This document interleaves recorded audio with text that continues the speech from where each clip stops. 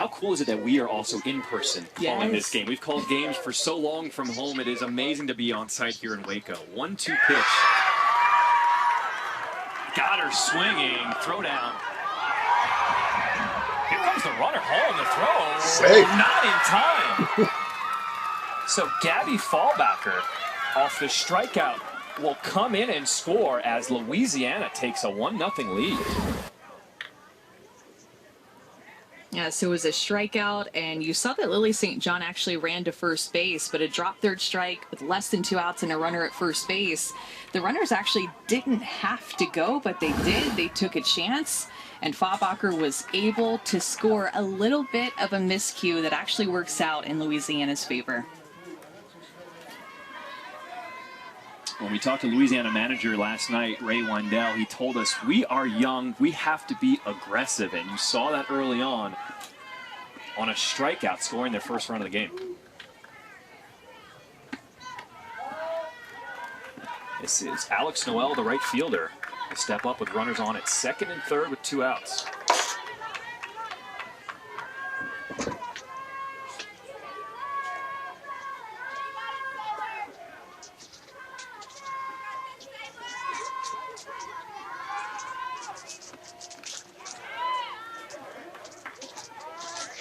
You can see how much movement Sailor Burris has on her pitches. That one really rose up high. Yeah, and it was a little bit tricky there because it did have that late break and that late movement that actually came up and looked like it nicked Alexis Noel. But it was, she kind of tried to fool us because she didn't really move. So hard to tell if it was off the end of her bat or if it was her wrist. I'm guessing that it was off the end of her bat because it would have hurt a little bit more. You would have seen her in a little bit of pain. And that's what Texas East manager Chris Hyofsky is asking home plate official Rick Bosworth. If that hit the end of the bat, that should be a foul tip, and it should be 1-1 count instead of 2-0. Let's take another look.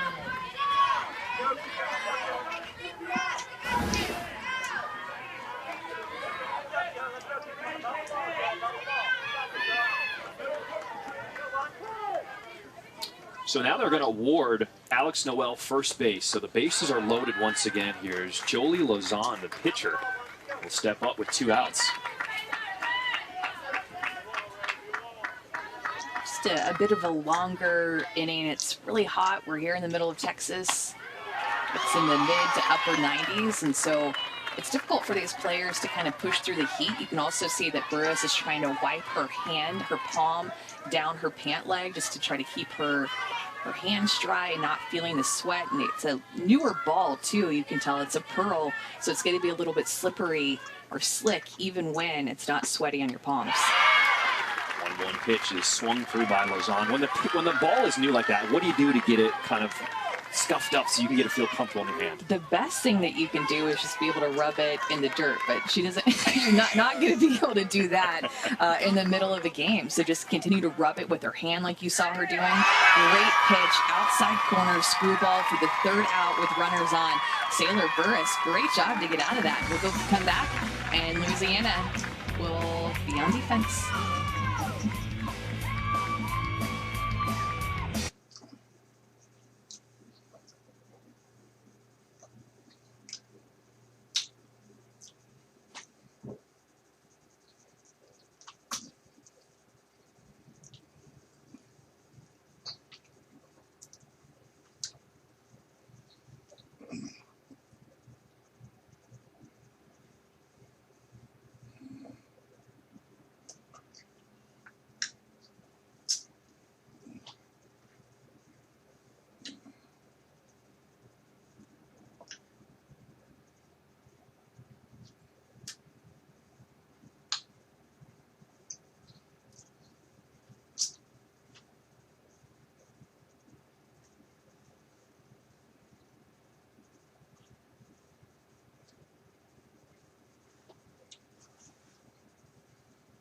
What's up?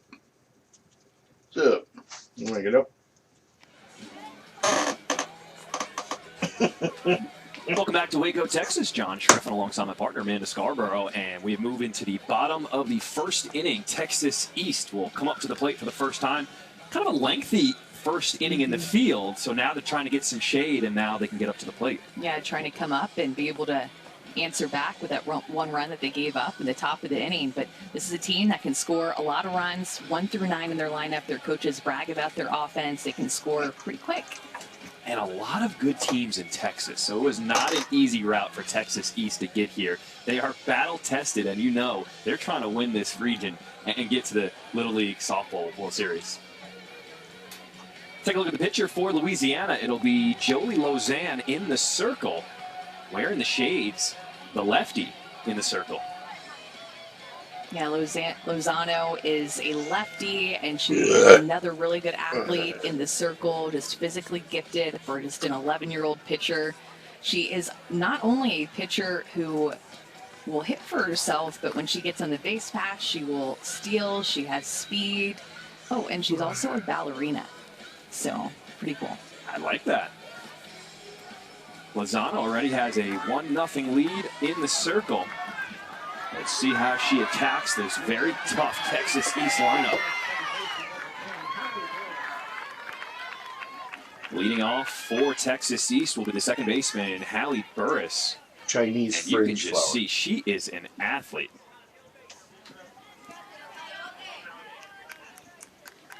She can eat 30 Chick-fil-A nuggets by herself? I mean, I don't even know if I can do that. That is impressive. I like Chick-fil-A nuggets so much, I think that I could do that on an empty stomach. I can't have a big meal before I attempt that, but I think I could do it. You know, we are here for a week. We might have to pull the Chick-fil-A nugget challenge out. There will be a Chick-fil-A nearby, being in Texas. Pitch misses outside, 1-1 the count on Burris.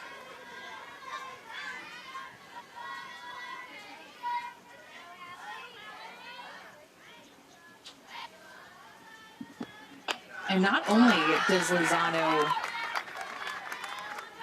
participate in ballet, she also competes in the 800-meter event for her track team. So just another way to prove an all-around athlete: track, softball, ballet. And she wants to be a marine biologist and study sharks. Isn't it Shark Week going on right now too? I mean, it's very busy. I'm not sure. Little League, Olympics, I think Shark Week is going on. I like it. Oh, it was earlier this month. Oh, being okay. told by our director, Brad.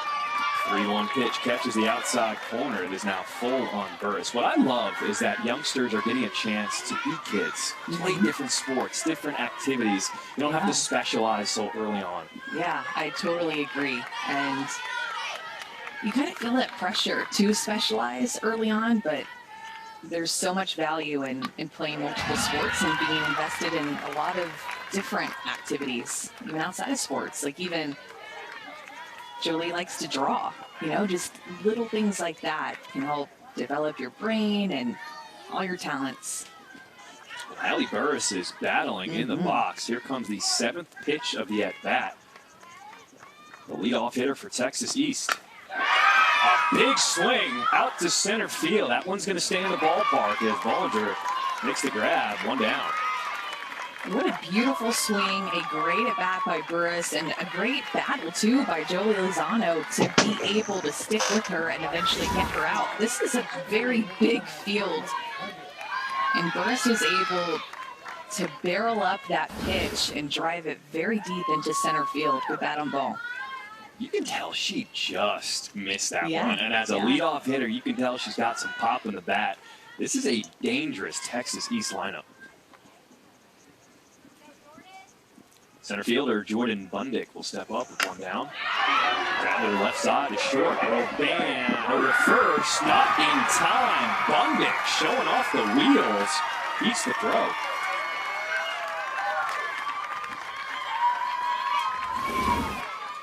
It's another example of Bundick being able to use her wheels to get down the line and take advantage of that slight hesitation that you saw that Nakhan had at shortstop, to where she had to double clutch, wait for the first baseman to get to the bag. That's the difference of her being safe and out or out. So that was ruled a single for Jordan Bundick. First runner of the ball game for Texas East as the catcher, Raylan Pena, steps up. Pena shows bunt, pulls it back. Runner goes, throw down to second. Got her! What a throw by Lily St. John.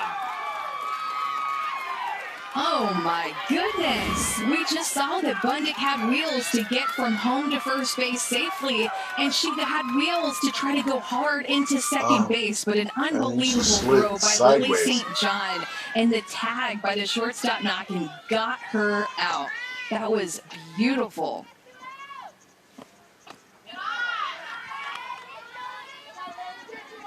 So 2-0 the count on Pena with 2 down now.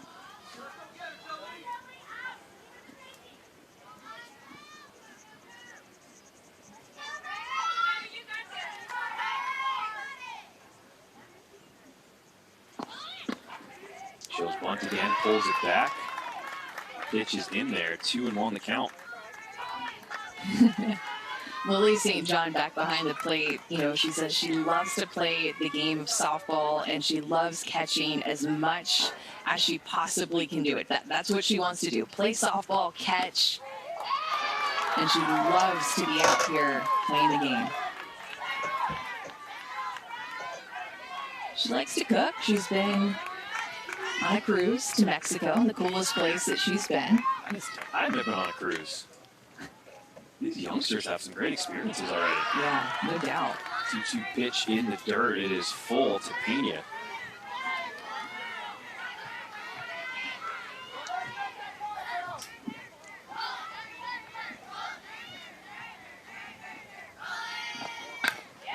That pitch is hammered foul. So we'll do it again. You know, speaking of cruises and traveling, we hope to get back to normal with this pandemic, and obviously, you know, we're not sure what's going to happen going forward, but just the fact that we have a softball tournament going on right now in person, we've got some fans, we're here broadcasting this. I'm just excited for the opportunity for these youngsters being able to play. Yeah, especially because this time last year, everything was canceled. We didn't have a regional, we didn't have the Little League Softball World Series or the Women's College World Series. Strong at bat for Raylan Pena.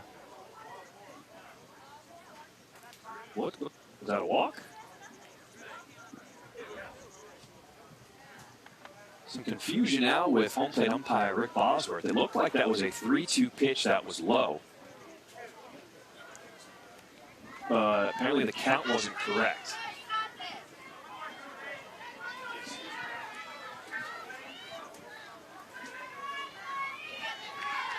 So the count is now 3-2 on Pena.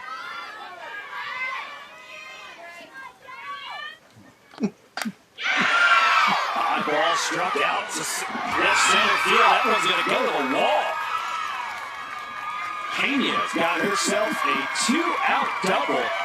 And that's a lot better than a walk. I was going to say, who wants to walk when you can find a gap and almost hit a home run out of here? Pena, a pitch that's up in the zone. She is able to get on time with it and just throw her barrel at it and let the ball fly over the head of the center fielder Bollinger. It finds a hole and she gets extra bases. That was beautiful. Bring up the cleanup hitter and the pitcher. Sailor Burris can help her own cause here.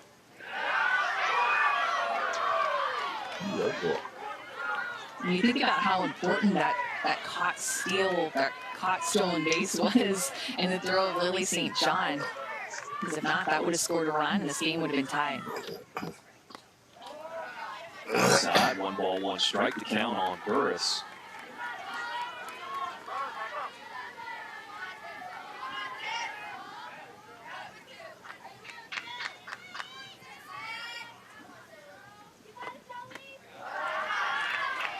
Low 2-1 now. How nice is it when your pitcher is also one of your best hitters on the team? Oh, yeah.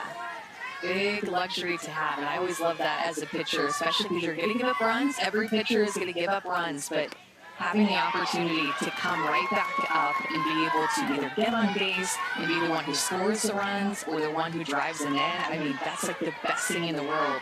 You know, you get a little bit of revenge. 2 balls, 2 strikes to count on Burris. Right. High 3 and 2. All right, you also hit and pitched in college. Yeah. Which one did you like more? Depended on which one was going well at the time. Looking back, probably pitching. Yeah, because I'm still more involved with pitching, and everybody kind of forgets that I did it. But Slap down the right field Yeah. line, it goes foul. pitching is the best because you have the ball and the game in your hands, and when you hit, you have to wait for 8 other hitters to roll through, and then you're able to get back up. So pitching, you have control of the game. You're just involved in every play, and I don't think there's anything much better than that. 7th pitch coming. That is the 3rd 7th pitch at bat already. Julie Lozano in the circle. Another one spoiled by Burris. And these hitters for Texas East just are not going away. Seeing a lot of pitches, making her work with 2 strikes, fouling pitches off, having good eyes with close pitches.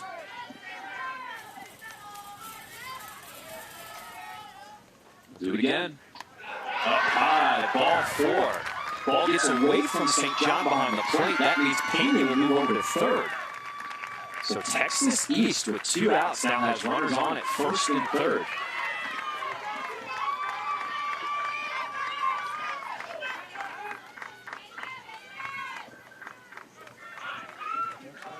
So a wild pitch by Lozano. Trinity Mayfield now. Can she deliver the first run of the game for Texas East? Dream job, a horse trainer. I like that. Very specific, these jobs Yeah. and favorite foods.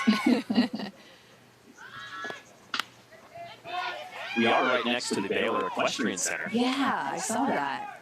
Driving in. These facilities here are incredible here in Waco. I mean, Baylor University is huge. They're beautiful. What an experience to just be here for these 10 through 12-year-olds. Yeah, and even, there's a horse right there. There you go, Trinity. Go hang out with the horses, Right. the animals. Beautiful. Mayfield behind in the count, 0-2. Well struck. Center field, and a nice catch made by Bollinger. The 3rd out of the inning as Louisiana holds Texas East off the board.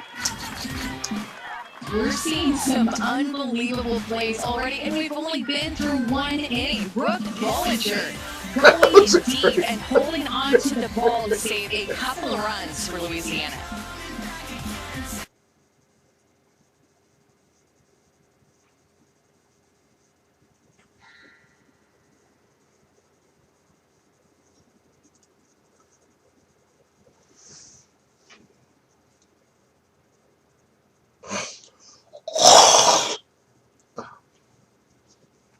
Defending world champion.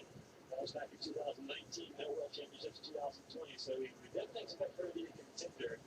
The Slovenians it's a great technical paddling country. And as you watch her, the things that you want to watch is how well she keeps the book. Who takes the touch there to bounce pop on the upstream?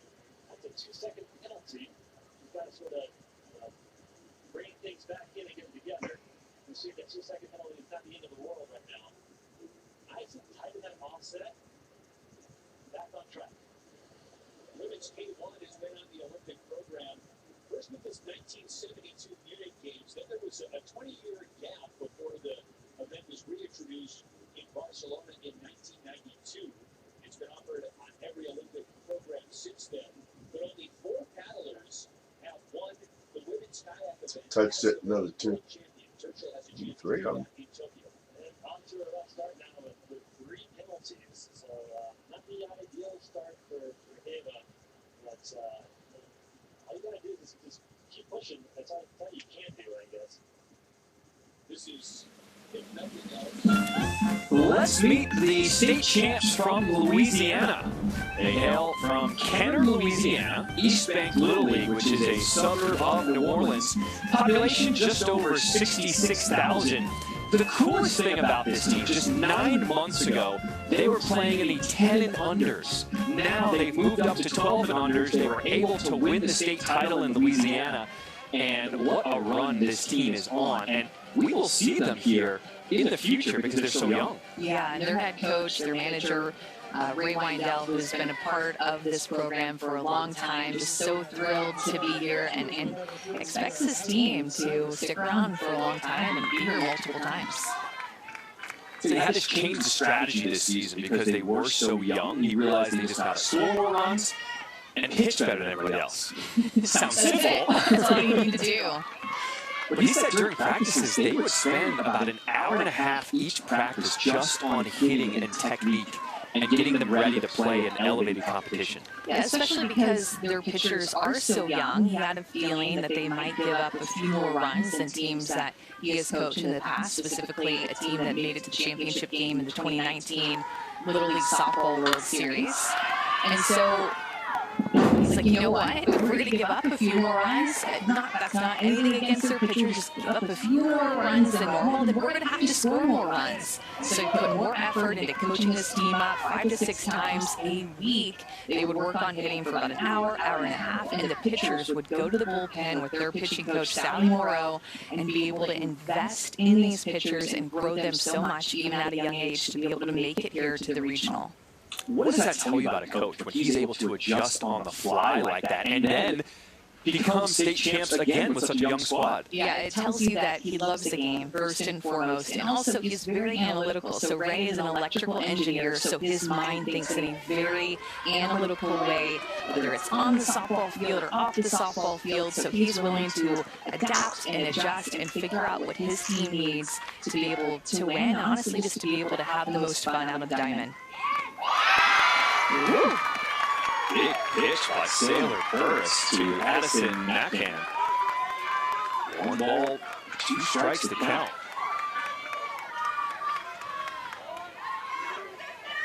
Do you look for Burris to settle down here in the second inning? Yeah, absolutely. Unfortunate.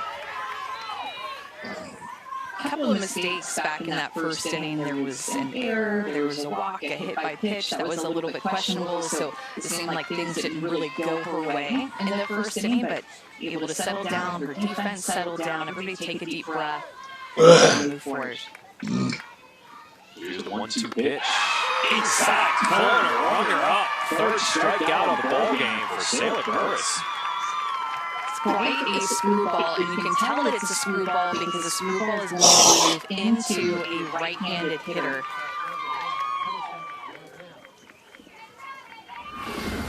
And with the way that she falls off to, you see with her right foot, it drags, and then she falls off toward third base. That has screwball written all over it, just paints the inside corner.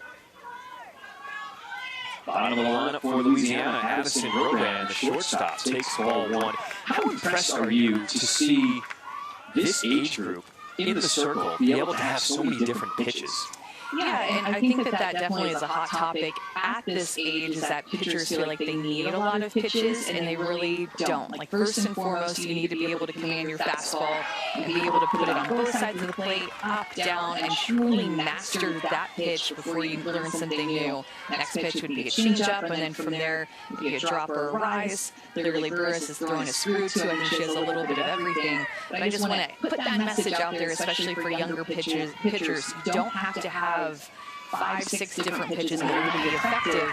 You can still win with what you've got and try to master, especially that fastball and that changeup early. Even that last pitch right there, you can see how overpowering that fastball was by Burris. We've seen her drop in a changeup, so clearly she has very good command of both of those pitches, fastball and changeup, which is a very good sign for her at a young age. 1 down here in the top of the second. Louisiana on top 1-0. 2-1. Swing and miss, 2-2 the count on Rodan.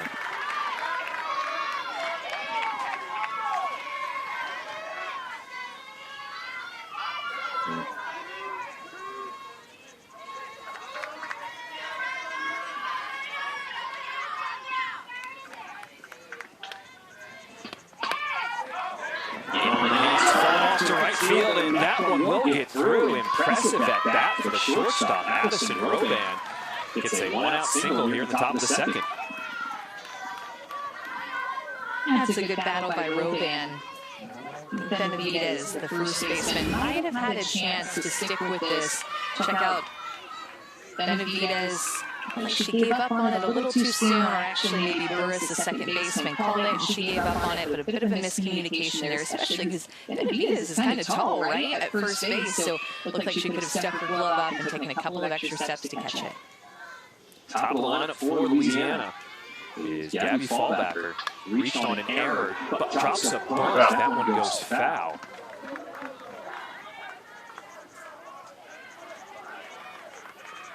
You can see again, you mentioned it earlier, John, but the amount of spin that Sailor Burris has on her pitches, again, showing blunt the Louisiana team is and getting the bottom of the ball. And then also when it landed on the ground, it had so much spin off of the bat that it shot foul, unable to stay fair whatsoever. There's a changeup. Fallbacker really had to wait on that one. I know it. It's a beautiful pitch. It looks like she throws that as a backhand flip changeup. So when she comes through her release, she'll actually lead with the back of her hand and flip her fingertips toward the catcher to be able to mix up that changeup in. 0-2 count on Fallbacker. Fouled it off and do it again.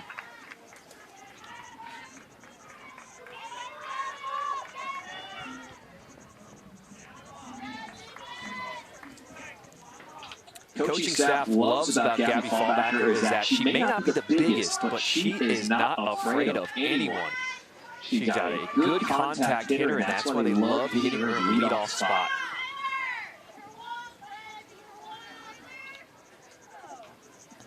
Here's the 0-2. Got her swinging. Fourth strikeout of the ball game for Burris. What a pitch by Sailor Burris. Up in the zone with her rise ball. Look at her smiling because she knows that pitch was nasty. She looks to the dugout like, yeah, that was a really good pitch. Thanks for calling that rise ball. I got a strikeout. She's loving it. Doesn't she seem like a very different demeanor from the first inning to the second? Like she's now calm. She feels good in front of the cameras on the national stage, and she is performing. So two down now here in the top of the second. Brooklyn Bollinger will step up her second at bat of the game. And we've seen Sailor be able to work multiple different pitches. She's not just leaning on one side of the plate, on one pitch that she's throwing over and over again. She's been able to throw her screwball at the knees, on the inside corner to the right-handed hitters, throw her curveball away, like that, and also be able Throw down the second, got her! Raylyn Pena showing off her stuff. I am just blown away at the level of play that we have here in That's a Waco. nice throw. Oh. Try to steal her. She says, not on my watch. I can hit into the gap for extra bases, and I can throw runners out.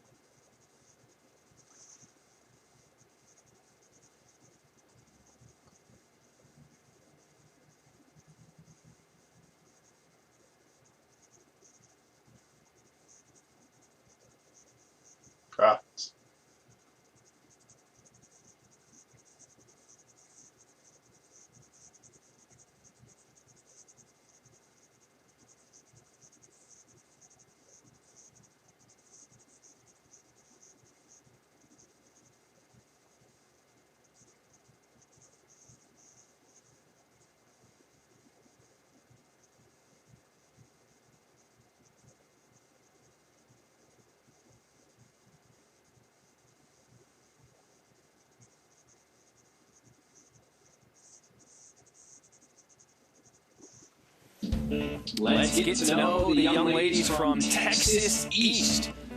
Hailing from Ganado Little League in Ganado, Texas. If you're not familiar, it is a very small town.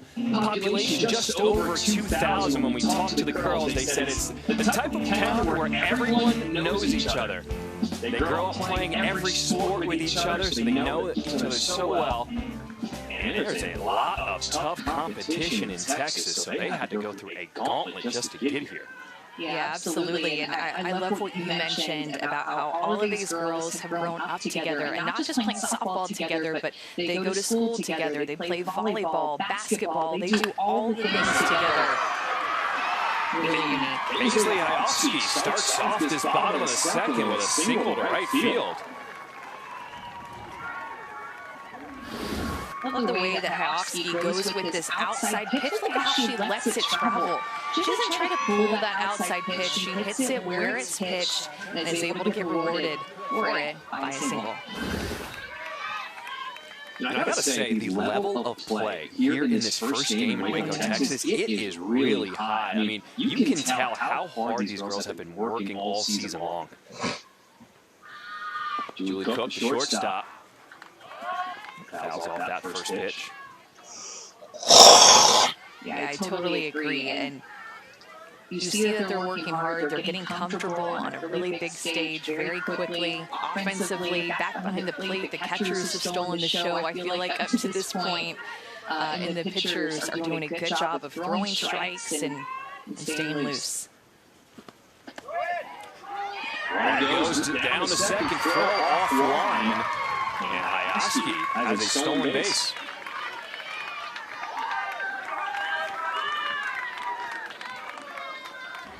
Texas East not scared to try to steal a base, even though St. John had thrown them out before, and that bag kind of got in the way of her momentum, just totally stopped her.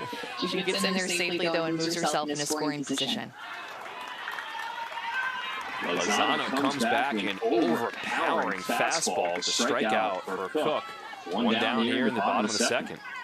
Her first strikeout of the game comes at a big time, being able to answer right back after giving up a single.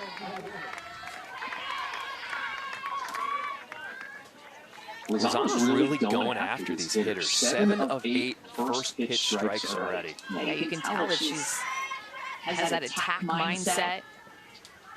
And the big keys of pitching is doing just that, find the strike zone early. Goes to third, throw over the head of the third baseman, coming home. And Paisley Hayofsky just doing it herself. Led off the inning with a single. Stole second, stole third, and comes around to score. You can tell that she has some speed. They want to put her in motion. They want to put pressure on a defense. And St. John throws a little too high over the head of the shortstop knocking, and Texas East is going to come in and tie up this game. So a throwing error by Lily St. John. We now have a tie ball game here, 1-1 in the bottom of the second.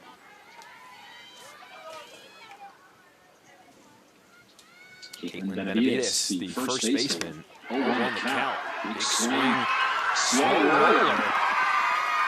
And Louisiana will have no play at first. She should go down as a hit, and that was really aggressive by the third baseman, Fabaku, because she knew the speed of that ball, the only way that they were going to be able to throw out the runner at first base was if she, as a third baseman, cut it off. But this hits off of her glove, a hit that's a ground ball, kind of in no man's land on the left side of the infield for a single. So bottom of the lineup for Texas East is Kayla Stanchik, the left fielder.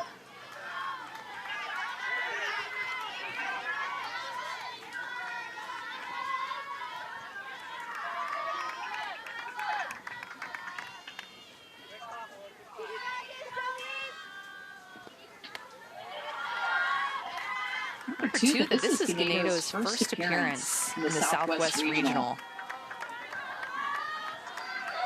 Coming out with no nerves, a team that can score a lot of runs, 8-0 in the postseason, and scored 100 runs, and only given up 13.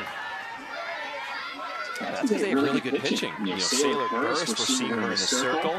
Kayla Stanchik, who's at the plate, is also an outstanding pitcher for this team.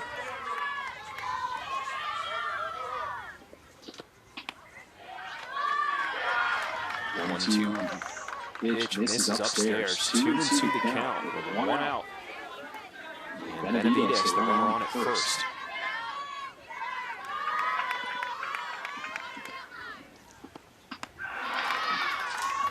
Another big pitch by Julio Lozano, her second strikeout of the ballgame. Being able to paint the outside corner with her fastball. Of course, she's coming from the left-hand side, so a fastball in the outside corner is from her arm side, and she's relied a lot on that pitch against these right-handed hitters.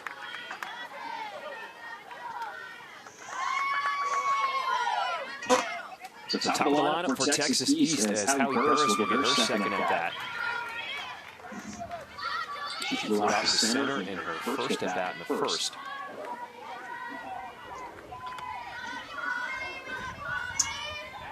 Also a competitive cheerleader.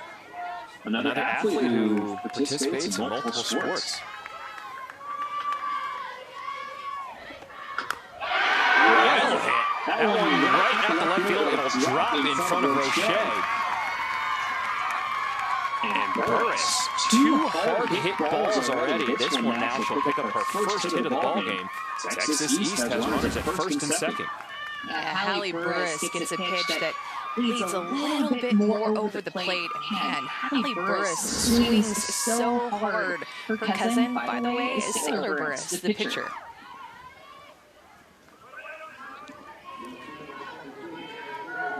Tons of connections on both of these teams. I mean, that just goes to show you how these girls know each other so well. They're family, they grow up with each other, they play with each other.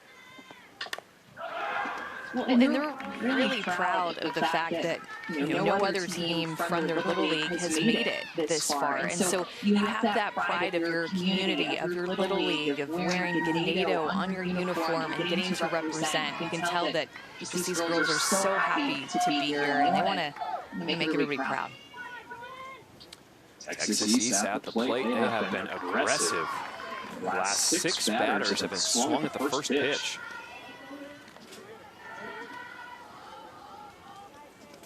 Jordan Bundick, center fielder.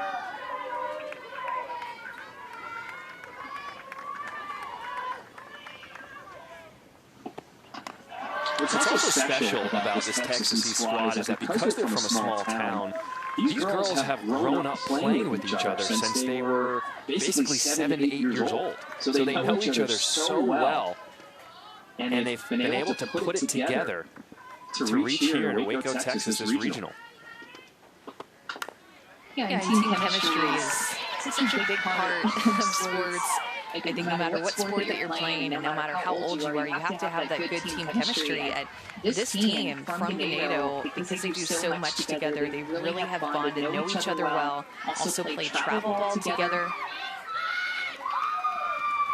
Travel ball team is called the Lady Knockouts. 2-2 pitch, got her swinging. Joey Lozano, 3 strikeouts in the inning. She has been impressive in the circle. Are over for the men's C1. That run of 100.69, the better of Tasiadis' 2 times will be used to determine the semifinal field. And here are the final results. Ate Benush with the best run in the preliminary heats. Mrs. Long? Yes. We found a baby girl for your adoption. She's in Siberia, and she was born with a rare condition. Her legs will need to be amputated. Her life, it will be easy. Mrs. Long? It might not be easy, but it'll be amazing. I can't wait to meet her. It's not possible. Look at me. At me. See passion. Dedication. What don't you see? Migraine. All the days it's taken.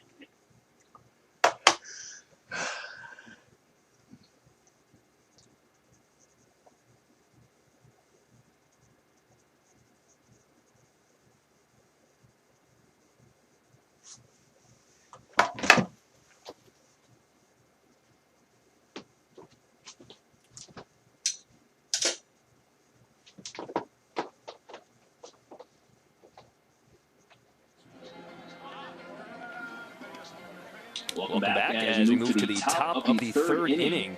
State champs from Louisiana have looked really good early on. Manager Ray Wendell told us they've got a ton of support back home, a bunch of watch parties going on. Everyone is supporting East Bank Little League.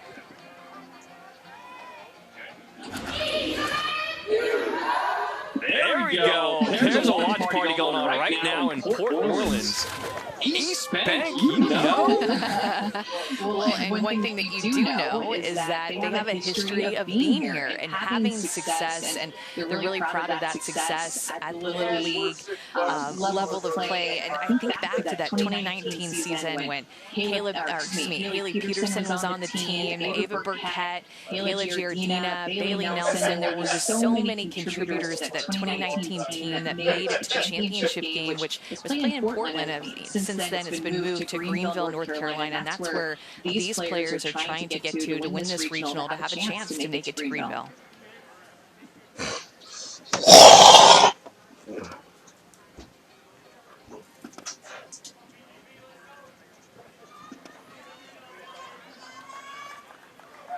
Here we go. Getting ready to start this top of the third inning.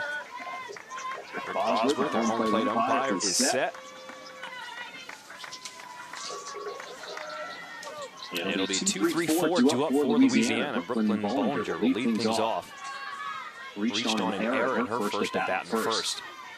Bollinger, the only 12-year-old on this Louisiana team. First pitch swinging. Pop up shallow center field, and it's the second baseman, Burris, making the catch.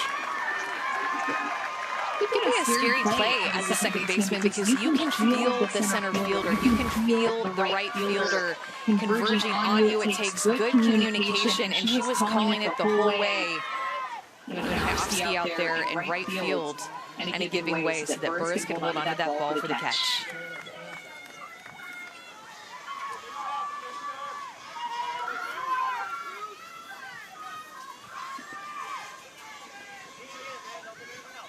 One of the interesting things about this Louisiana team is that it has been raining for about 3.5 weeks back home in Kenner, Louisiana. So they haven't been able to even get on a dirt field because they've all been flooded. So they've been practicing on turf fields. And this is really the first dirt action they've seen in nearly a month. Yeah, which can be really different, especially if you are an infielder, because turf is going to have different hops, more true hops than what an infield is going to have, because a regular old dirt infield is going to have, pieces of rock and dirt and holes, and it's just going to spin differently into your glove. Hit by Charlotte Strassel up the middle, and that one gets through for a single.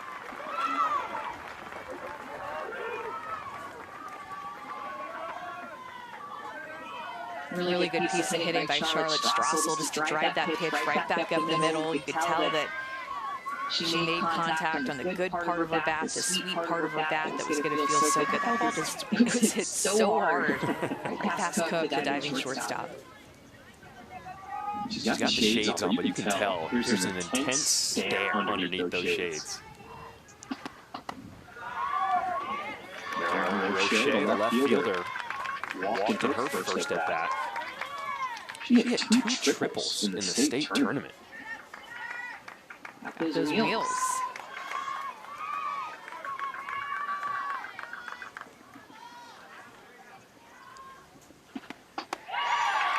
Quickly 0-2. Runner goes down to second. And Cook cannot handle the throw. So Strassel steals second base.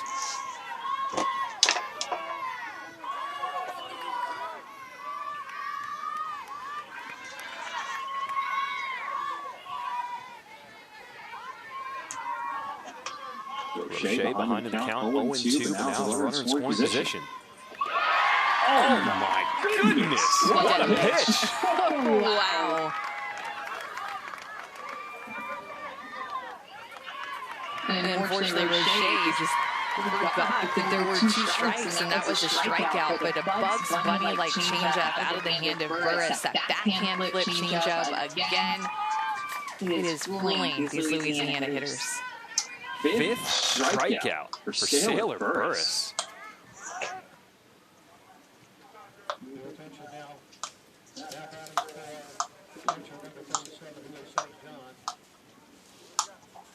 So we're going to have a pinch hitter. It'll be Kennedy Torgano.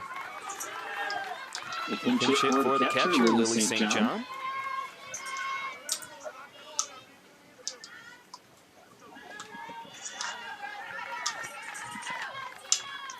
Usually these teams have their substitutions down to pretty much a fine art, and you pretty much know exactly when a different player is going to come and who's going to come in for who and what position she's going to play out on defense. They do have mandatory play here at the Little League level, and it's based off of how many players are on your roster. This way, everybody gets a chance to play, everybody gets a chance to contribute, because everybody's working hard and practicing and putting the effort to be on this team. Yeah, we spoke to Ray Wendell last night. He said, indeed, in the third inning, Torgano would come off the bench. How nice is it as a player knowing when you'll be inserted into a game? Runner goes to third. Ball is kicked away. Here comes Strassel home, and she's going to score. Louisiana takes a 2-1 lead here in the top of the third. Strassel got a good jump to be able to take third base, and a bit of bad luck on the part of Texas East, because when she slid, the ball came out of the glove of Cook, and then when it was in the air as she slid, her foot hit it, and it bounced away far enough for her to be able to get in and score right there. A little bit of soccer, you've been watching soccer in the Olympics too, right? She kicked it not on purpose whatsoever, just an accidental play, but she was able to score. Good read by her, too, to see that ball down and know that she can use her wheels to get that run. Strassel basically manufactured that run herself. She stole second base, she stole third base, and then scored on the E5. And she's got a little raspberry to go with it.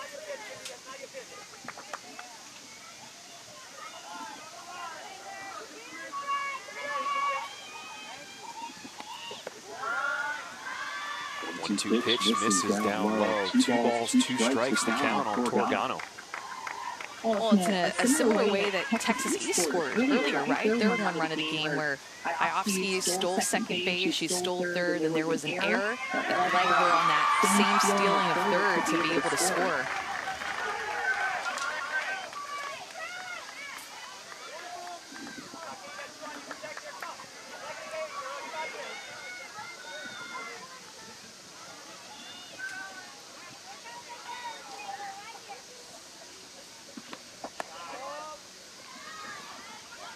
So Sailor Burris in the circle has pitched really well. Has been on the unfortunate end of this score, but she already has 5 strikeouts.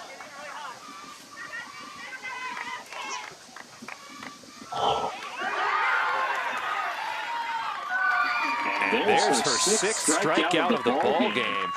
As Torgano goes down swinging, but Louisiana picks up another run. They take the lead off the wheels by Charlotte Strassel.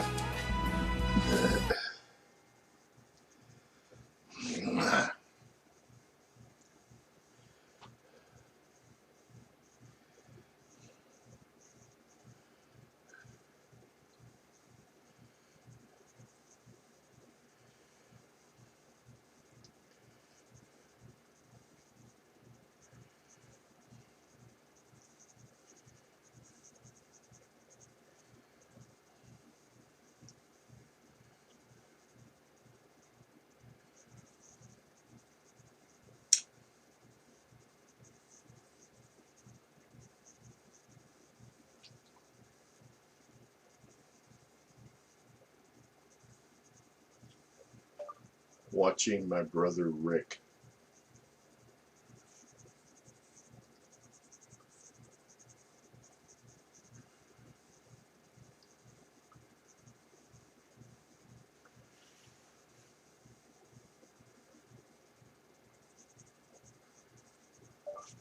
Umpire the Little League Softball World Series in Waco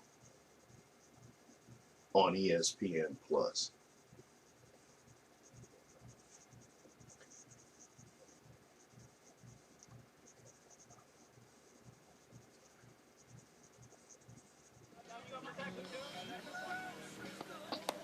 Catch all the excitement from the Little League Baseball and Softball World Series tournaments and visit the first ever virtual fan zone experience. Visit littleleague.org/fanzone. Make sure to check it out.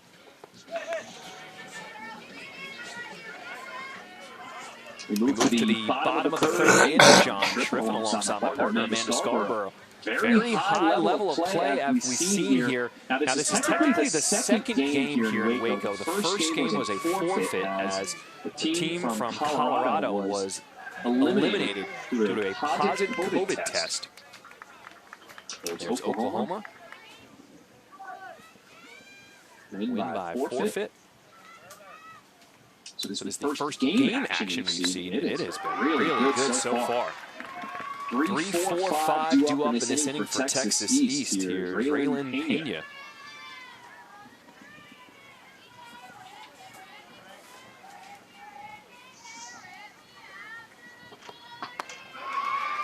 Pena a little late, running the count, 0-2. Lozano just continuing to paint that outside corner.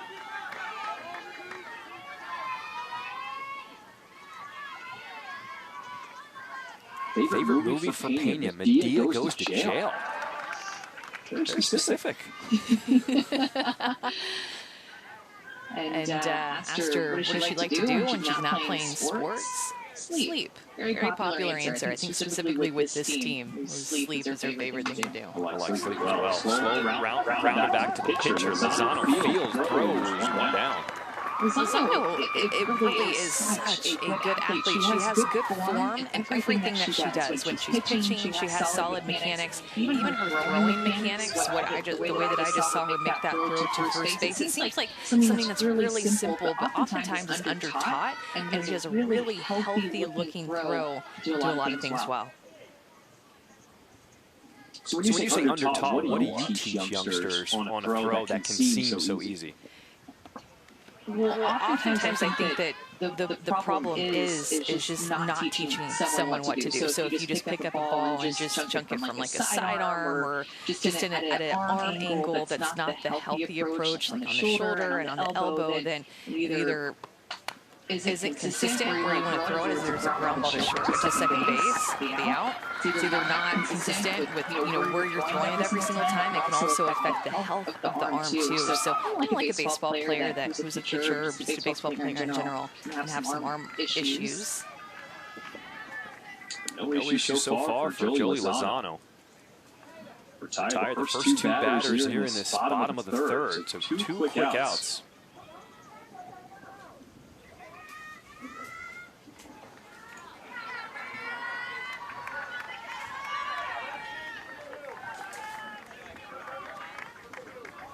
And we'll have a pinch hitter for Trinity Mayfield. It'll bring up Michaela Estrada.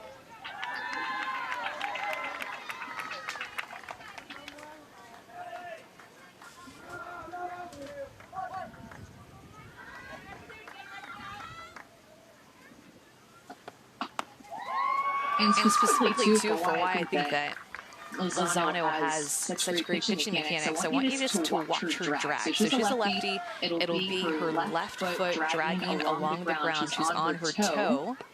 Ends up coming through with a bend, driving her back knee to her front knee. So really efficient mechanics that she pitches with to where she's able to get the most out of her body. Sometimes when pitchers pitch, they'll drag the entire side of their foot. Their heel will hit the ground. Her toe stays down the whole time. It really helps everything come together at the end of her pitch.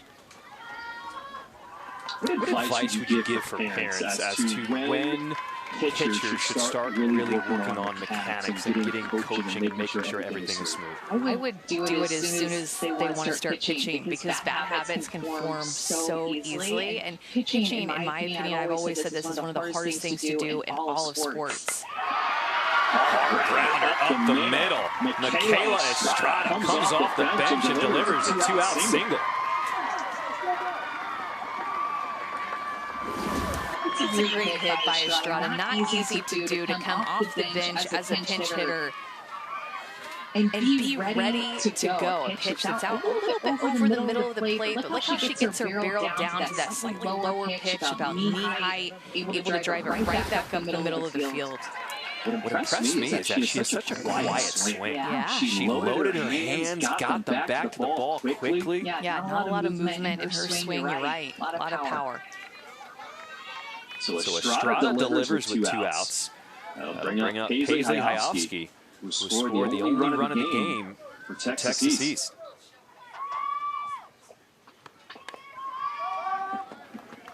Fouls off that first pitch. John, we talked a lot about Gabby Faubacher, the third baseman, being fearless, as Ray Windell called her. Look how up the line that she's playing. Runner at first base, well, there's 2 outs, so it's not necessarily a bunt situation, but just knowing that Hyofsky has wheels, maybe she's going to lay it down, maybe a ground ball off the end of her bat, but Faubacher is ready for it at the hot corner.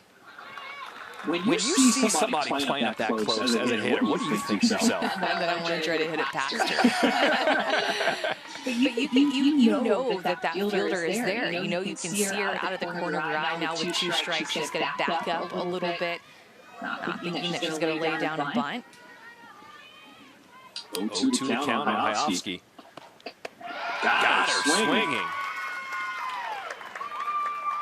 Joey Lozano just seems to always come up with a big pitch in a big situation. Third out here in the bottom of the third. Louisiana holding on to a 2-1 lead here at Waco, Texas.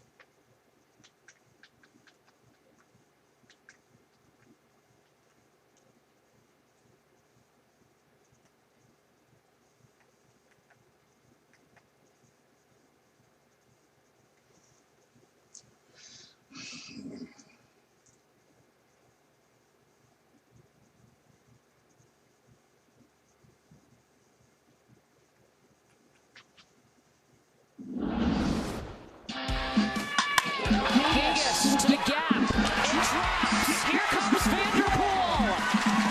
Shane coming in right behind her. That's number 9 for Campbell Shane. Next trace. Carolina gets a second league softball World Series title.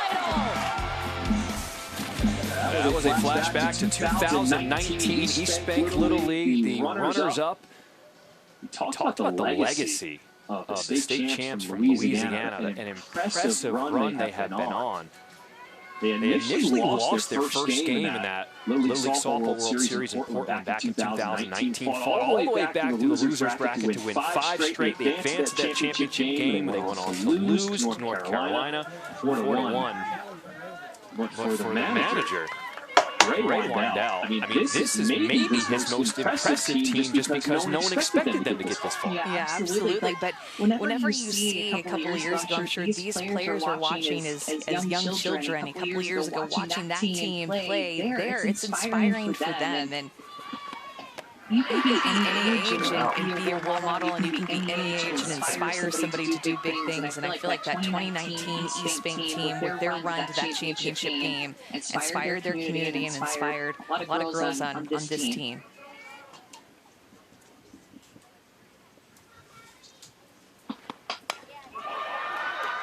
Fly ball out to center field. Catch is made for the first out here in the top of the 4th. The defense has been very strong so far for Texas East. Yeah, very, very solid.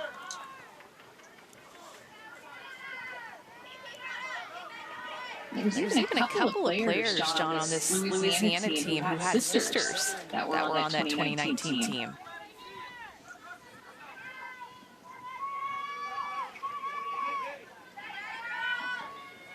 And we saw that watch party in Port Orleans.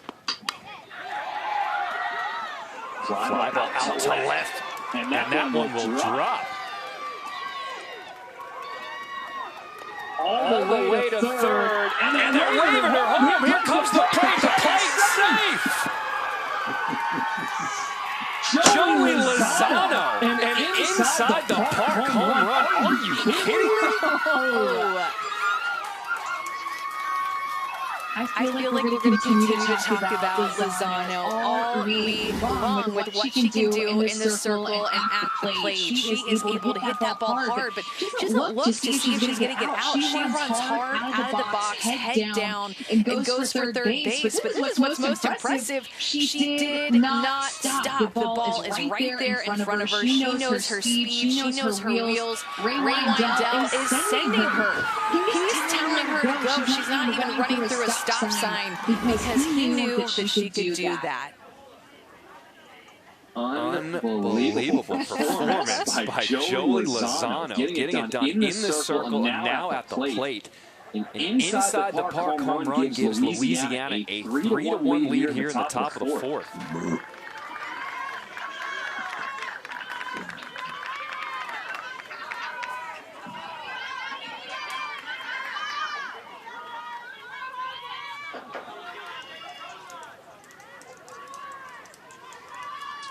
Addison Akin will step up for first base and struck out looking in her first at bat.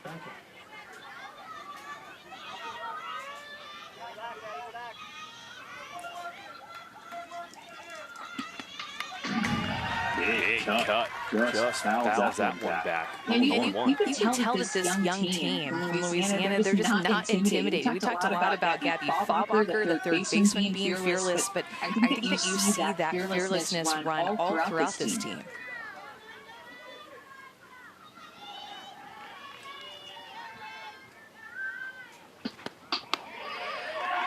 And we talked about manager Ray Wendell and how much he's been coaching them in terms of their skills, but the fearless factor, is that something you can even teach? I think you teach it by leading the way with those other teams. And I think that that's why those other teams were so important, because they saw, hey, if they can do it, we can do it.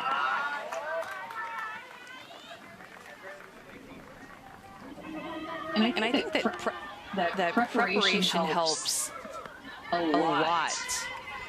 And you heard about how prepared this Louisiana team was, with practicing 5 to 6 times a week, hitting 1 to 1.5 hours every practice, and then also throwing a ton of bullpens, getting the pitchers ready. Sailor Burris, her 7th strikeout of the ball game, just painting that outside corner.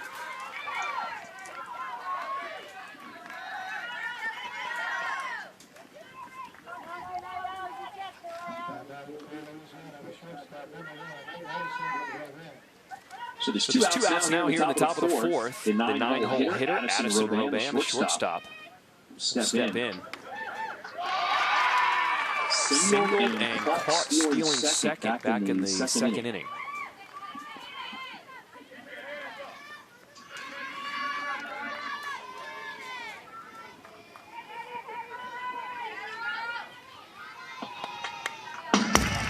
And fought it off. 0-2. What an exciting game this has been. I feel like we've seen a little bit of everything. We've seen pitchers just really attack hitters on both sides, which always, I think, makes the game a little bit more interesting, because then you're going to see more strikeouts, you're going to see more balls in play when a pitcher is consistently around the strike zone. Both of these pitchers have done a good job with this. Got her swinging. 8 strikeouts for Sailor Burris. But the big hit in that inning was Joey Lozano. Inside the park home run puts Louisiana on top, 3-1.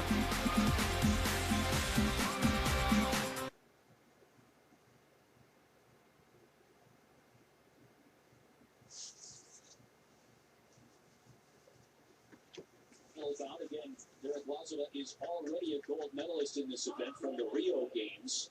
A heavy gold medal favorite in the Tokyo Games, and she has a total of 6 world championships, including 3 individual world titles, most recently in 2019. She's world number 1 for a reason. This is going to be a tough match either way for both components. Both these women have worked for this moment and want to win this gold medal. Jarglazova able to land a great counter hit against keeper right on her shoulder. You see the gray vest, the LeMay, that is the target area in the foil weapon. Not to be confused with either epee or saber. And it takes about 500 grams of pressure to depress the tip of the foil to get your light on. Foil is the lightest weapon of the 3 fencing weapons, and probably the best known fencing apparatus as well. It's frequently the teaching weapon for the other 2. Kiefer by 1 second period. Kiefer has been so precise today in her fencing, making a really... Looking at the state champs from Oklahoma leaving the field. They were scheduled to play earlier today, which would have been the first game here in Waco, Texas. Unfortunately, the team from Colorado was eliminated, forced to forfeit due to a positive COVID test amongst one of their team members. Now, I had the chance to speak with one of the coaches for Colorado earlier. They were at the ballpark. They were trying to plead their case because the coach that I spoke with, he told me that the 9 remaining girls, they got them tested, but they tested negative. However, due to the policy for Little League, due to contact tracing, the entire team had to be eliminated because half of the team flew on a flight from Colorado here to Texas with that girl who did test positive. So due to contact tracing and the rules for Little League, the entire team was eliminated. It's just an unfortunate story. As we're here in the middle of this pandemic, trying to get around it. Yeah, it is unfortunate too, you talked about, because it's been 16 to 17 months. You go back to last year, and just honestly, things being taken away from you, a sense of normalcy. Riley Green, round out to start this bottom of the 4th. So I think you just kind of added to the list if you're somebody who's involved with that Colorado team, a player, the coaches, the parents, like, this just really stinks. We worked hard to get here. We were so excited to be able to play on TV and have a chance to make it to the Little League Softball World Series, and then just so quickly, I mean, just within a day, it's all taken away from you. It's tough.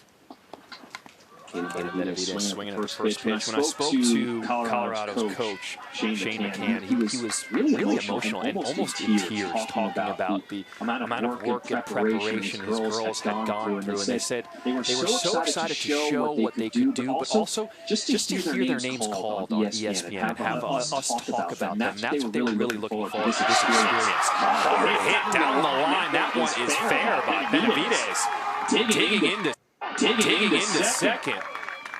She'll have a one-out double here in the bottom of the 4th. She has hit the ball hard a couple of times now. And remember, Gabby Foppacher is playing so far up the third baseline. This just flies past her. No time to get her glove there, and then ends up heading on down the left field line for extra bases for Benavidez.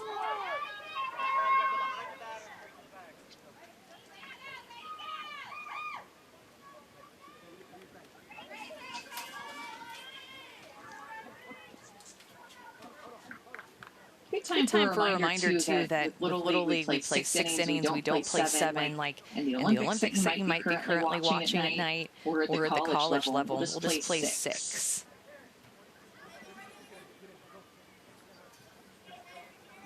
Looks like getting ready for a change.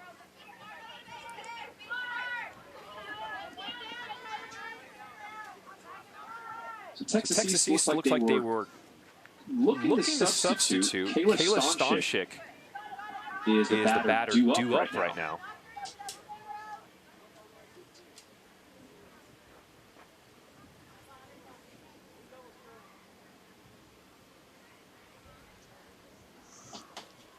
So we've just been told they're having technical issues in the dugout with the walkie-talkie, so that's what's causing the delay right now.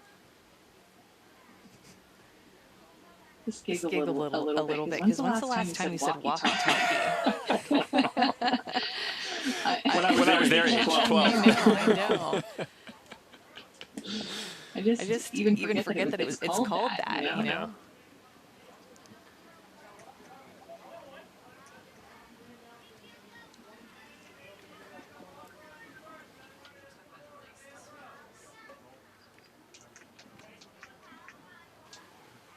Trying to get the walkie-talkies back up and working. And what a great facility here at George W. Bush Training Center in Waco, Texas. I mean, just immaculate conditions. Yeah, and it's one of the few regionals for softball that actually has a softball-specific field, too, where you don't have to play on a baseball field. And they take such fine care of the grass of the infield. I mean, it really is like a D1 college field out there. They do a great job.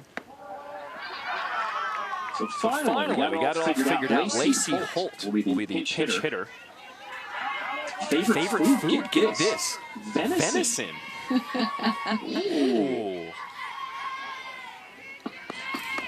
I think that the Southwest Regional might be one of the only regionals in Little League that, you know, most of the players or some of the players might even know what venison is from being in Louisiana, in Texas, Oklahoma, New Mexico. Good movement on that pitch, and a great job, too, by Strassel, who's back behind the plate now, to be able to grab that. Had some late spin, looked like it was going to get past her, but good reaction because she's set up outside. And this pitch cuts back and get across the inside corner.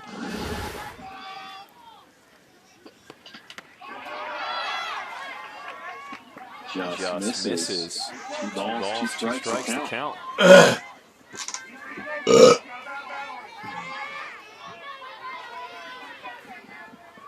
Texas East has Benavides on second and runner in scoring position. That ball hit up the middle. It will stay on the infield as Roban will now throw home. The runner stays put at third. So Lacey Holt comes off the bench, delivers. Texas East now has runners at first and third. We've seen a couple of pinch hits in this game. Again, this game has just had it all. And with the top of the lineup coming up, Texas East played it a little bit more conservatively. I thought that they could have sent Benavides from third to home to push the envelope a little bit. But you have Hallie Burris coming up, who has such a sweet swing. Let's not take the bat out of her hands or out of the top of the order's hands. That was ruled an E6. One down.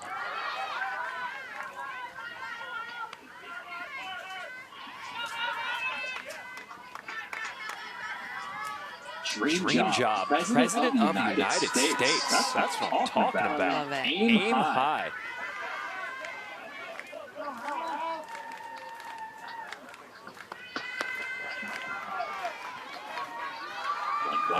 One strike to count on Burris.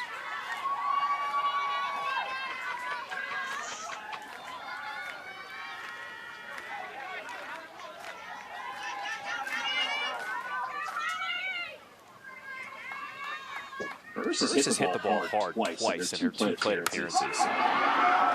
Grounded to short. Throw over first. Got her! But the run does come in to score. So Texas East will put another on the board. They now trail 3-2. Off the nice throw by Roban. 2 down. Good hustle by Burris, and great job by Roban to charge this ball and then show off her arm across the diamond. It was so close at first base. The first base coach wanted it. He thought that she might have been safe. Roban makes a solid throw. Good stretch. Oh, did they just get her? Yep. Barely. What a call by the first base umpire. It was so close. A run comes across for Texas East. Nice call by Rose Bradshaw, the first base umpire. Avery Torres will be the pinch hitter. Step up.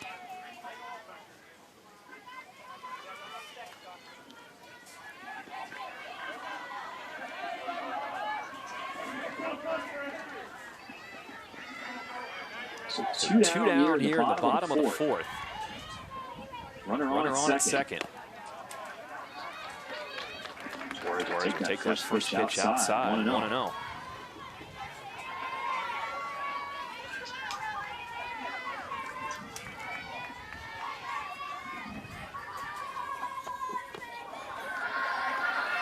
Still a big opportunity here for Texas East. We're getting late in this game. They have a runner at second base, so runner in scoring position. Another opportunity to score to try to tie up this game.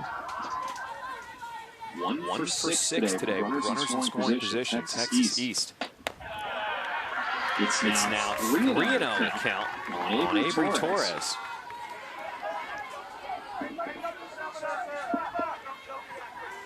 I think she's Taking taking all the way here. I would take if I were her. I anticipate her to do the same thing.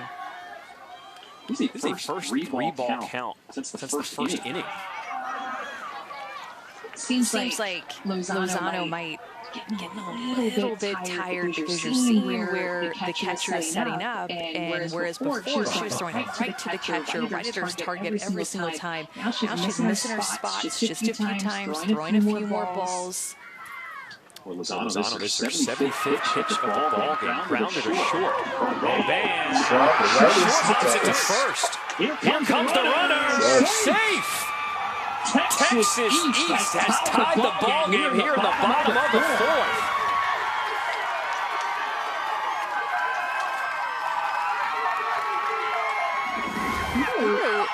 It's been pretty recently that Louisiana mixed up their defense with substitutions. And so some people are playing different positions than where they started the game, and that's a tough pick as a first baseman by Knopkin. She tried her hardest to be able to pick that ball out of the dirt, but it was low. An aggressive Texas East base running is going to be able to tie up this game. Lacey Holt coming in to score the tying run. Ruled an E6 on Urbana short.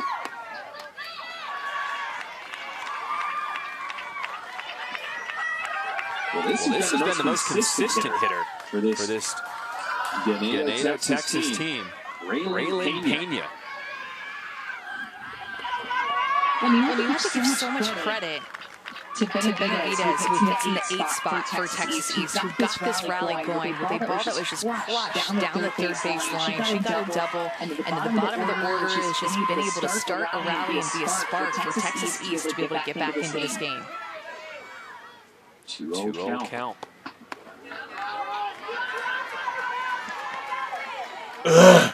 Smile from Pena. That was a hitter's count, but not a hitter's pitch. Yeah, that's totally true. Yeah, that's totally true. Yep. There's the 2-1. Off the end of the bat, right back to Lozano. And that'll do it for the inning. But Texas East, how about it? Putting up a 2 spot, ties up the ball game. Amanda, you called it. This has been fantastic. So good. So enjoyable. I love it.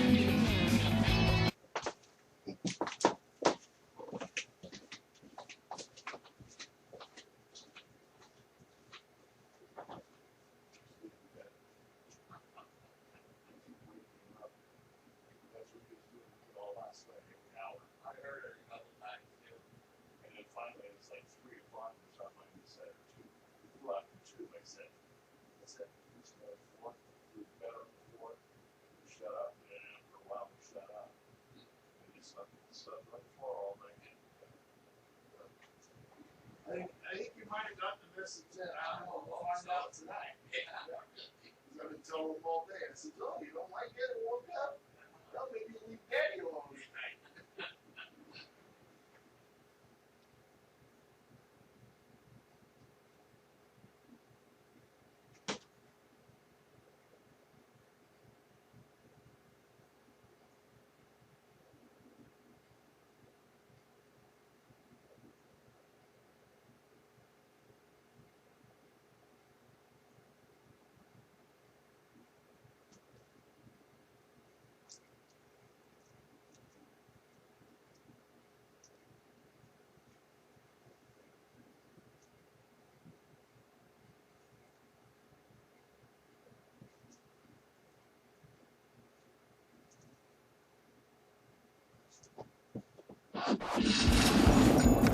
game one at the Southwest Regional, and Sailor Burris has got the start for Texas East. She has been on fire with her changeup and being able to work both sides of the plate with a nasty screwball, also a curveball. She'll move the ball up in the zone with her rise. She has had 8 strikeouts and a bit of bad luck, but Sailor Burris has been such a leader for this Texas East team to keep them in this game. 8 strikeouts through 4 innings. Yes. This is huge. 2 an inning, that's pretty good.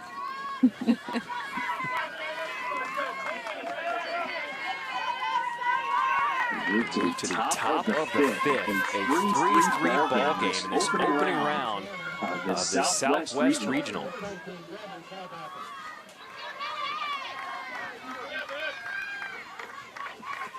Top of the lineup, duo for Louisiana. Here's Gabrielle Fallbacher. What's up, buddy? And for Burris, too, we asked her, who do you look up to the most? And she said her sister, Jackson. She's the one who inspired me to start pitching. She would be at a lesson, and I would have to sit there, of course, as every younger sibling does. And actually hits the batter there, unfortunately, for Fallbacher.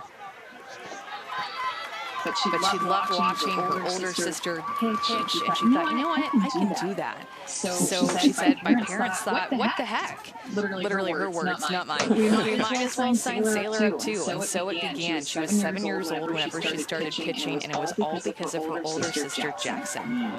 So cool. Okay. That's the sibling, right? You just kind of get dragged along to the younger one, but then it always turns out to work in your favor. Drag it down for a minute so I can make the bed.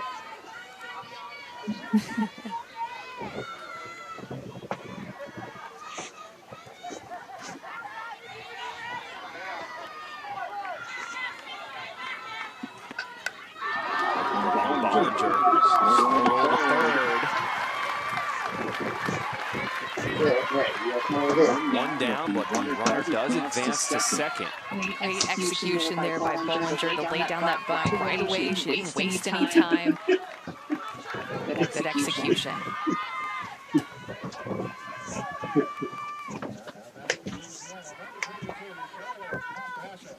Sacrifice bunt from Bollinger, and that'll bring up Charlotte Strassel.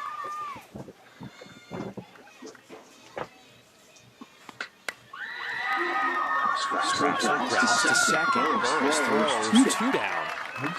How about Benavides alertly watching the ball in as she stares down the runner to third.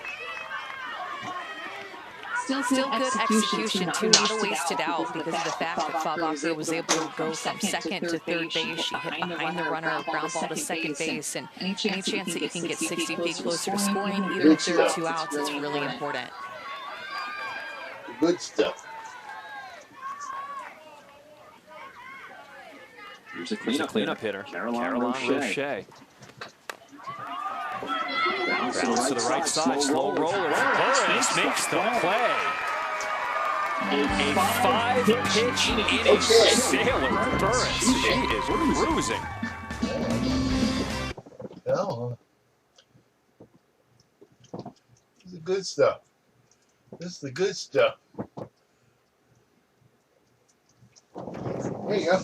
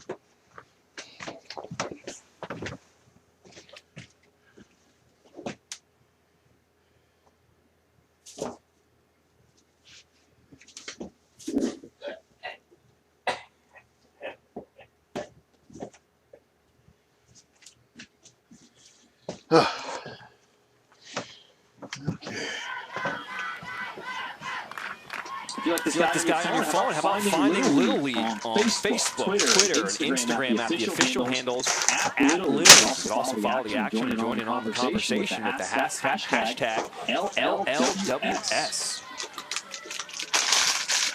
Well, if they're talking about anything going on in this game, it's about how amazing the play has been.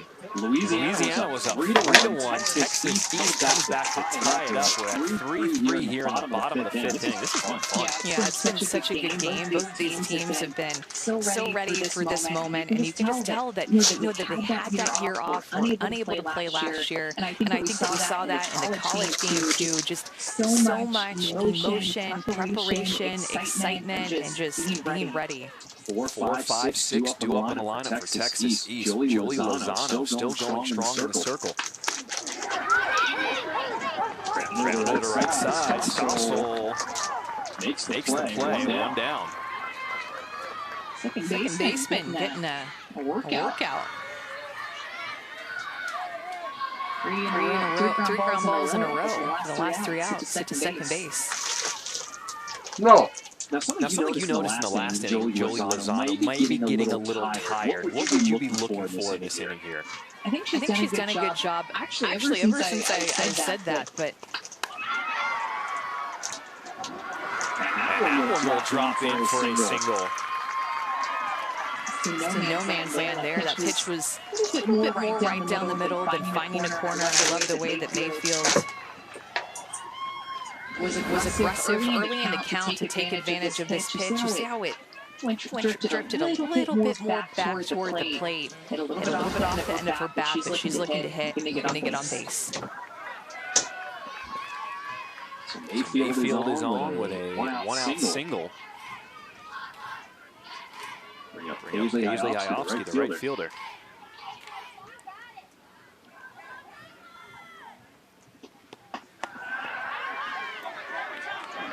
And the runner goes.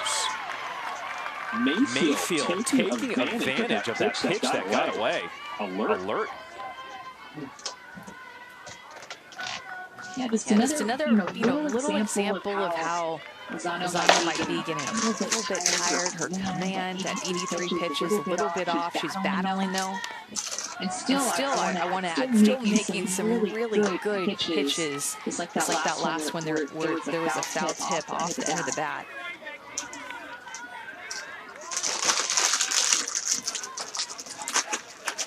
Texas East just 1 for 7 with runners in scoring position today.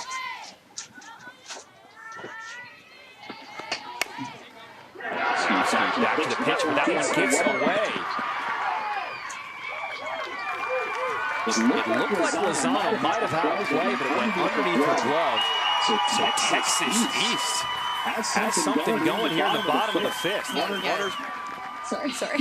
Especially because Iofsky used her speed to get to second base. So 2 runners in scoring position, and I can't think of a bigger moment in this game. Understanding that we're in the bottom of the 5th inning, and if Texas East scores, then they're just 3 outs away from getting their first win in a regional game ever in softball or baseball.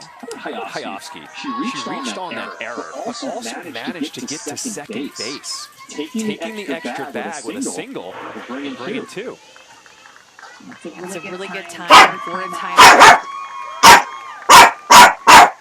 Ray Wendell will come out and use this time to talk to his pitcher, talk to his defense, and then also Texas East will talk about situations as the ball gets here. Here's what you as a runner at second base should do. Here's what you as a runner at third base should do. And I think most importantly in this situation, John, you just don't want to run yourself out of an inning. So if there's a ball is in the air, the runners need to make sure they stay close to the bag and make sure that ball is going to fall and not get doubled off. Ganado, Little League. They do not lose in the postseason. They are 8-0 so far. In Spanish, Ganado means to win. Will they live up to their name?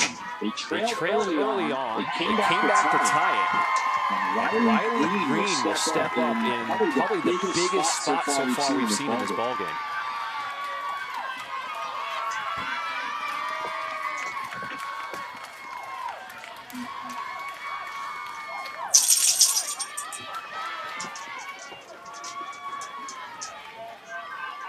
Lozano in the circle, already thrown 85 pitches so far. Just one out here. Grounded to the left side, fielded cleanly by Fallbacher. Gets the out, but the run will score.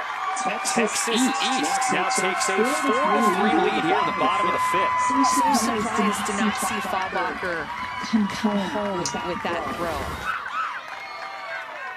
Didn't even look at the runner at third base. I think she would have had a chance. No, look, the good part is she still got an out. In that situation, if you don't choose to get that lead runner, then you must get an out. But Texas East is able to grab the lead. Hayofsky moves over to third on that grounder. And again, because we only play 6 innings, Texas East is now just 3 outs away from winning this game. Benavidez 2 for 2 today.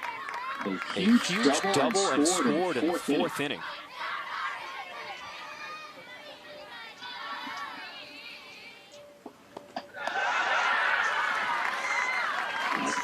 She's hit the ball hard, and having that one run lead feels good, but 2 runs would feel a lot better going into the top of the 6th inning trying to get that win. So an important runner over there at third base.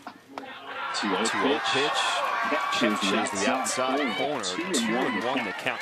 How big is it when you have a hitter like Benavidez hitting in the 8th hole? What a deep lineup. I know it. And the coaches bragged on this team about how deep their lineup is.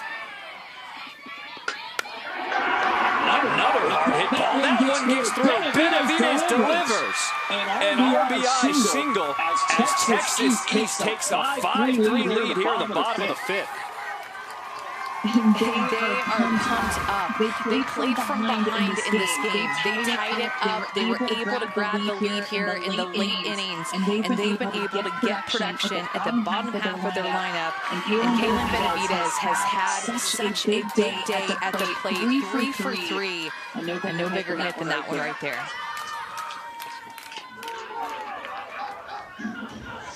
Benavidez is looking like the MVP of the game, hitting in the 8th hole. I wonder if she'll get moved up in the lineup.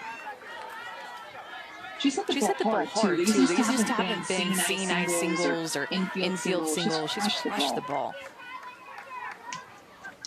But when you're 8-0 heading into the game, do you want him next with the lineup? Beautiful pitch by Lozano. 0-2 to count on Stomship.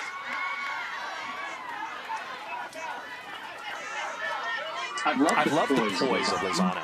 Even when she gets in a jam, poker face in the circle. Absolutely.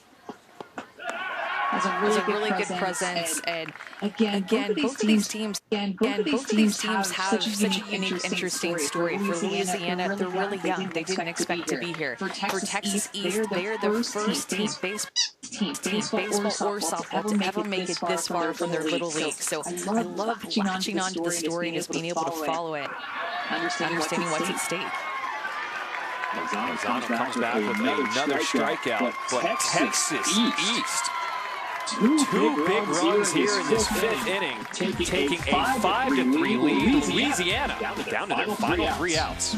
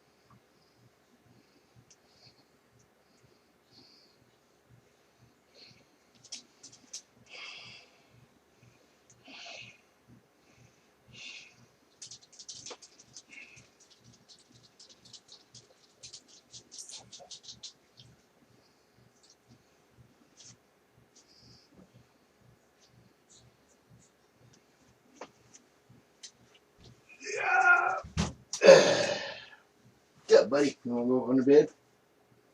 You want to get up on the bed? Stay down there. I don't care. If you're just joining us, let's get you caught up on the action. We pick it up in the fourth. Louisiana up 2-1. Would add another on a inside the park home run by the pitcher, Jody Lozano. That was unbelievable, something that you don't see all too often. So much athleticism and speed, but Texas East is answering back. Texas East added 2 more runs in the bottom half of the fourth inning. That tied the game at 3 apiece, and we move to the fifth. Riley Green delivers a grounder. That gave Texas East their lead at 4-3. And then Benavidez delivers once again, making it 5-3. And that's where we stand right now, as Louisiana is down to their final 3 outs of the game. Yeah, 4 runs scored in the last 2 innings for Texas East, and you can tell that their bat just won't go away, and they've had belief that even though they were playing from behind, they could get back into the game.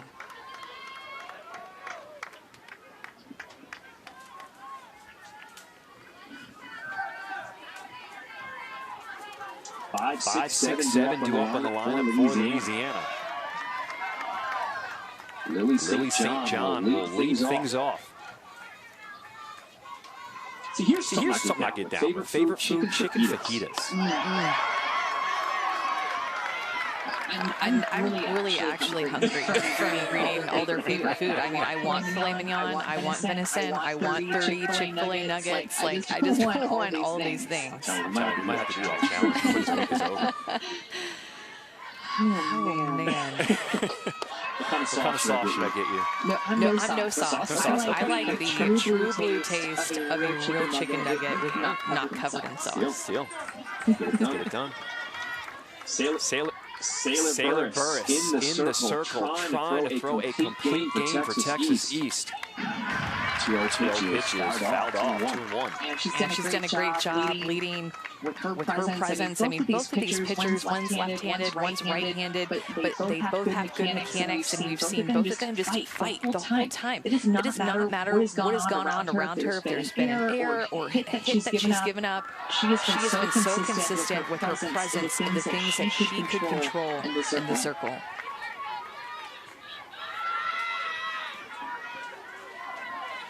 Lily St. John showing some patience at the plate. Ahead in the count, 3-1.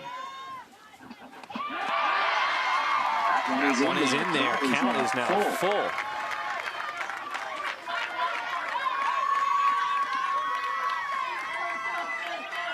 Just hearing fans in the stands will never get old. I know it. Sounds so good. Big pitch by Burris. Her 9th strikeout of the ball game. And Louisiana is now down to their final 2 outs. I mean, there was a fan that as soon as it was being released said, there it is. That fan knew. That Texas East fan knew. Maybe it was her dad, a coach, I don't know. They knew that she was about to get that 9th strikeout, just probably even from the look in her eyes and the way that she attacked that pitch. Movement.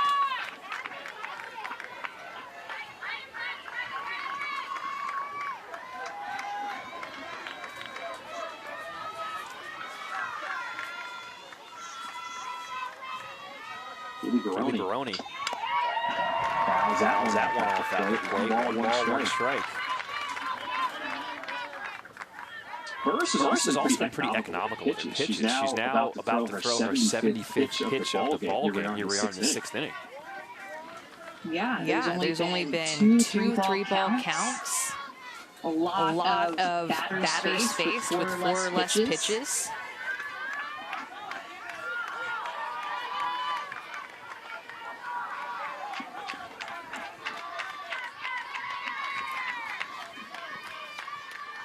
Burris taking her time now. Trying to close out this game. 2-1 the count on Baroni. That one lifted out to right field, and it will drop in. Baroni takes the big turn at first as she delivers a one-out single for Louisiana. Yeah, this is what you want to see out of your team. You want to see a little bit of fight, a little bit of grit. And all it takes, John, to start a rally is one base runner. And then another, and then it's contagious. Then somebody else gets on. You don't try to go up there and score 2 runs in just one plate appearance. You have to work together as a team to be able to make these late game comebacks. Baroni getting on top of that pitch that just kept rising. That was impressive. Good hands by her. Well, here's the star from Louisiana, Joey Lozano. An inside the park home run in her last at bat in the 4th. I mean, imagine if she did that again, then we'd have a tie game. Did you just predict something? All it takes for her is just a ball getting to the fence. Possibly down the line, left field, right field line. And we're going to have a conversation in the circle because of just how dangerous Lozano is at the plate. So what do you think manager Chris Hayofsky is telling his girls right now? I'm trying to read his lips. And who he's specifically talking to, because not just addressing Burris, but also addressing Mayfield, who's playing third base. Hey, if the ball comes to you, let's be sure to get an out, the first sure out. Maybe we don't go 2 for the lead out. Okay. One down here. In the 6th inning. We'll be telling Mayfield, the third baseman, to guard the line, too, knowing that Lozano slammed the ball down the line for that in-the-park home run that got past her.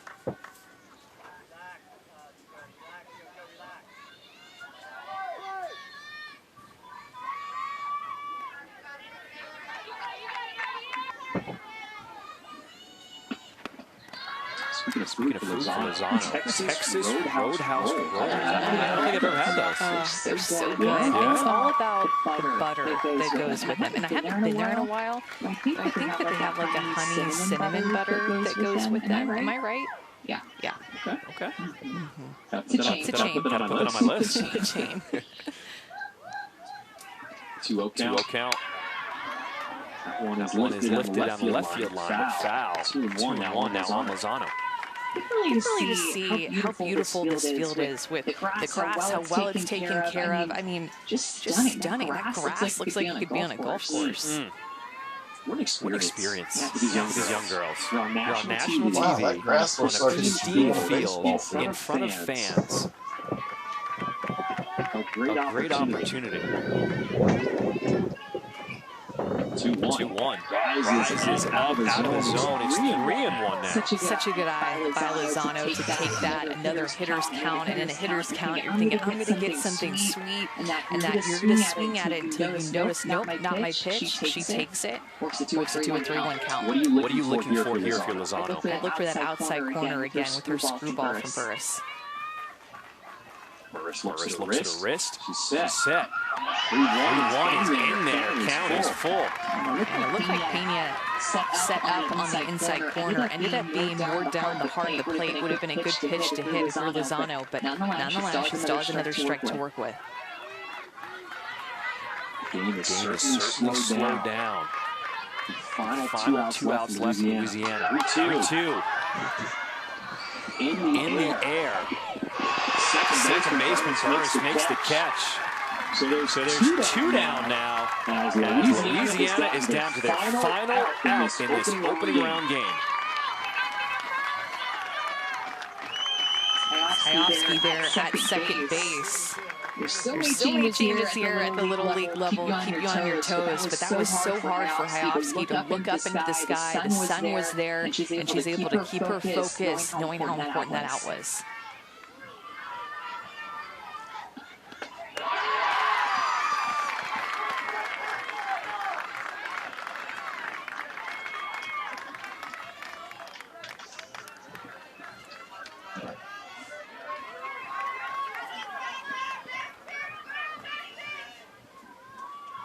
Addison Macan. Last hope for Louisiana.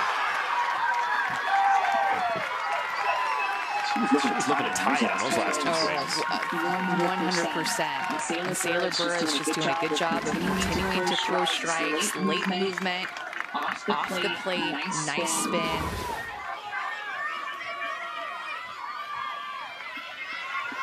Oh, Sailor Burris.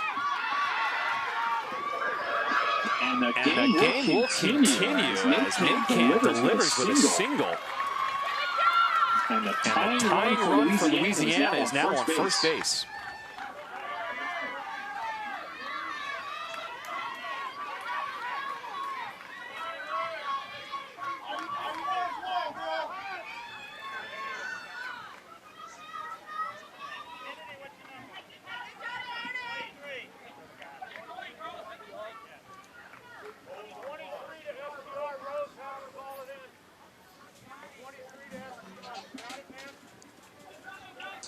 Sounds like Kennedy Torgano coming into the game. She'll be the pinch runner at first, taking over for Nakan. She will be the tying run.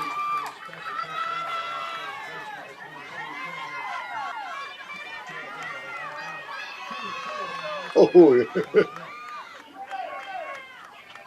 It's all up to Addison Roban now. Grounder short. Throw to first. Oh! And Benavides cannot squeeze. So everyone is safe, and the bases are now loaded for Louisiana with 2 outs. You could just feel the intensity of how important that throw was going to be. There was pressure on making that perfect throw. Aimed it just a little bit, got stretched by Benavides. Unfortunately, going to go down as an error for Hallie Burris, the shortstop. Good try by Benavides to try to help her out and take it out of the dirt.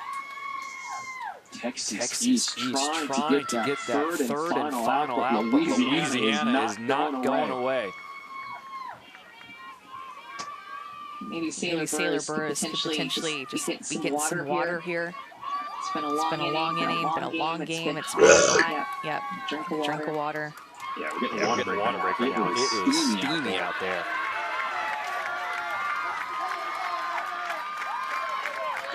I mean, this is how you thought this game would end, right? It's been such a good game. We've seen everything. Of course, it would come down.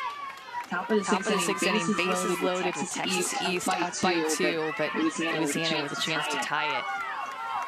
97 degrees here in Waco, Texas, but it feels like 105 on the field. Top of the lineup for Louisiana. Gabby Fallback, that hit her? Yes, it did. So a run will come in for Louisiana. It is now a 5-4 ball game.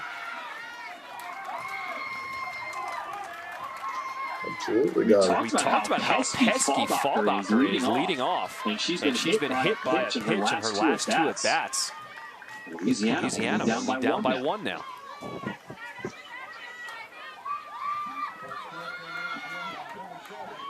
Oh.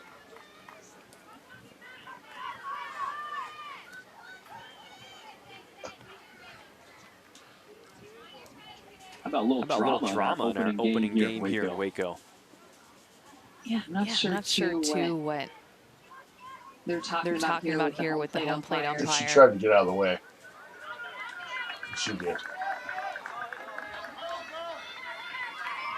I mean, any kind of a move up or back, just showing them that. So the conversation between Chris Hyofsky, Texas East manager, and home plate umpire Rick Boss, whether the ball hit the bat first. Fallbacker is awarded first base on a hit by pitch. The run did come in to score. Now it's Brooklyn Bollinger. Has a chance to tie this game or give Louisiana the lead again.